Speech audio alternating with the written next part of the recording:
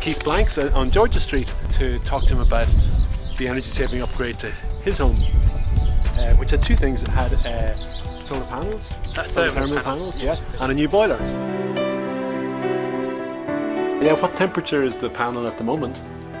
Is it 100, is there? Yeah. 100 degrees? Yeah, I think so. That's boiling already, and it's only 11:30. So yes, that's creating all of our water heating. Yeah. So that water is basically hot all the time now, yes. And you can draw it off whenever you need to. Yeah, that'd be good as great as boiling. So we've got a meter, an energy meter from British Gas, and it shows you what electricity we're using at the moment in the house at any given time. And at the moment it says we're not using any power from the national grid, but we know we're using electricity because the dishwasher's on, the fridge is on, there's probably got a laptop charging, so it's all the power now is coming from the solar panels fitted on the roof. So this is since we've had the solar panels fitted yesterday. This is average for the week before solar panels fitted, and now yesterday you can see on a nice sunny day it's dropped down to probably half the amount of electricity being used from the national grid. The rest is coming from solar.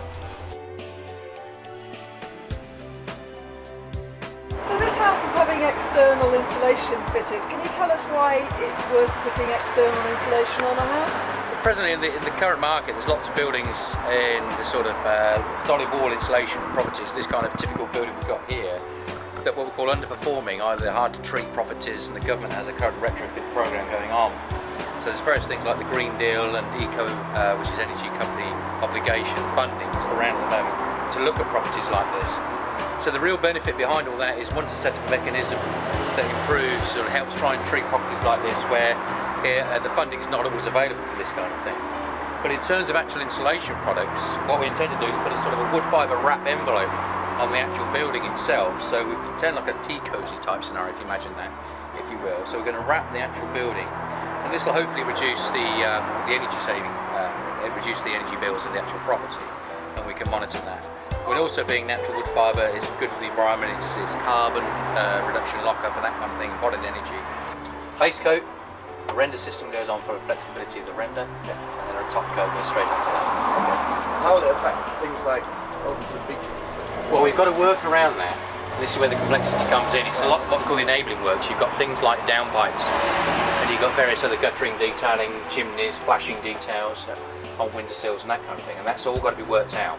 Because what we don't want to do is put insulation on here, make it warm here, and cold elsewhere, and start causing problems of variation of temperatures, which leads to obviously mould and interstitial condensation, that kind of thing.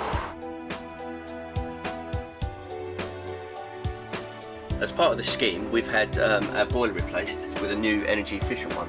The previous boiler we had, I've got a picture here, it was a floor mounted boiler, and it was an old Potterson Kingfisher 2. It was only 65% energy efficient, which on the rating scale puts it at G. This new boiler is 90.5% energy efficient, and this puts it at a rating A.